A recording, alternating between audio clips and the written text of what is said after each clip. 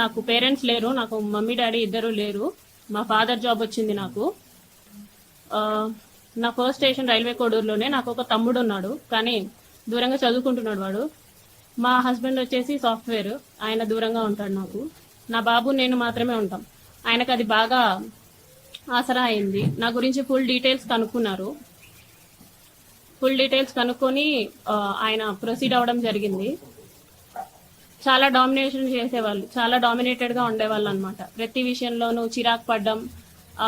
ఇలా ఎందుకండి ఈ టైప్ ఆఫ్ రిలేషన్షిప్, ఈ టైప్ ఆఫ్ ఫోర్స్డ్ రిలేషన్షిప్ లో నేను ఎందుకు ఉండాలి అని చెప్పేసి నేను అడిగినప్పుడు, నాకు నువ్వు ఇలాగే కావాలి, నాకు నువ్వు ఇలాగే ఉండాలి అని చెప్పేసి బెదిరింపులు, గట్టి గట్టిగా మాట్లాడాలు, పొగరు చూపించడాలు. ఏమన్నా అంటే ఆఫీస్ లో ఒక ఎంక్వైరీ వేస్తాను అనేసి అంటారనమాట. నువ్వేదో తీసుకున్నావు, నువ్వేదో బ్రైట్ చేసావు అని చెప్పేసి వేస్తాను ఎంక్వైరీస్ అనేసి. నాకు ఆ రకంగాను, ప్లస్ నాకు ఫ్యామిలీ లేదు కాబట్టి ఈ రకంగానూ నన్ను భయపెట్టడం జరిగింది. So for the first time నేను ఆగస్ట్ ఎండింగ్ లో నా ప్రెగ్నెన్సీ పాజిటివ్ అయింది. ఈ విషయం నేను అతనికి చెప్పాను అనమాట.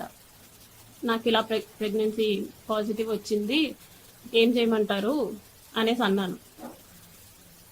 నువ్వు తీయించేసుకో, ఇమీడియట్ గా తీయించేసుకో, నేను మాట్లాడతాను, నాకు తెలిసిన డాక్టర్ ఉన్నారు తిరుపతి కాలేజ్లో, నాకు తెలిసిన గైనిక్ ఉంది, ఆమెను అడుగుతాను, ఆమె నాకు టాబ్లెట్స్ పంపిస్తుంది, నేను నీకు ఇస్తాను, సో దట్ నువ్వు తీయించేసుకో అనేసి అన్నారనమాట. లేదండి నేను తీయించుకోను, నేను ఉంచుకుంటాను అనేసి చెప్పాను. అంటే ఎందుకు ఉంచుకుంటావో, అవసరం లేదు, నువ్వు తీయించేసుకో అని చెప్పేసి అన్నారు. ఫస్ట్ లో స్టార్టింగ్ లో కామ్గానే అన్నారు.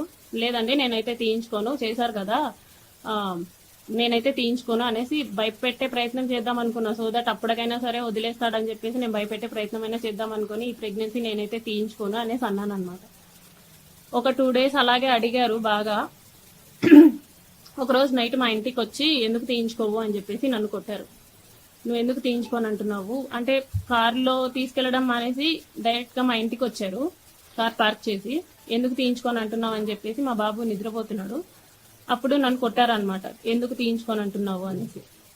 లేదండి నేను తీయించుకోను, మీరే కదా చేశారు, సో నేను తీయించుకోను, సమాధానం చెప్పండి అంటే, సరే మీ హస్బెండ్ కి డివోర్స్ ఇచ్చేసి నేను నిన్ను పెళ్లి చేసుకుంటాను, ప్రస్తుతానికైతే తీయించుకో అని చెప్పేసి నార్మల్ గా అష్యూరెన్స్ ఇచ్చినట్టు చెప్పారు. సో నీ హస్బెండ్ తో నువ్వు డివోర్స్ తీసుకున్న తర్వాత నేను నిన్ను పెళ్లి చేసుకుంటానంటే, అవసరం లేదు అని చెప్పేసి నేను ఫర్ ద ఫస్ట్ టైం నేను అబార్ట్ చేయించుకున్నాను. అది కూడా అతనే టాబ్లెట్స్ తీసుకొని వచ్చారు, వాళ్ళ ఫ్రెండ్, తిరుపతి ఫ్రెండ్ ఎవరో ఇచ్చారంట, గైనిక్ సమ్మన్ టాబ్లెట్స్ తీసుకొని వస్తే for the first time abort చేయించుకున్నాను నేను వాళ్ళతో. ఇందులో నాకు తెలియని విషయం ఏంటంటే, ఈ మీన్ వైల్లో ఒక 4 months ముందు మా హస్బెండ్ కి కాల్ చేసి మాట్లాడారు అతను. అది నాకు కూడా తెలీదు, అతను శ్రీధర్ కూడా నాకు చెప్పలేదు, మా హస్బెండే చెప్పాడనమాట. అసలు ఏం జరుగుతుంది రైల్వే కోడూరులో, ఏం చేస్తున్నావు నువ్వు అనేసి అంటే, ఏమైందంటే ఇలా శ్రీధర్ ఫోన్ చేశాడు, ఎమ్మెల్యే అంట కదా, డివోర్స్ తీసుకో అని చెప్పేసి నాకు చెప్తున్నాడు అనేసి అన్నాడు అనమాట.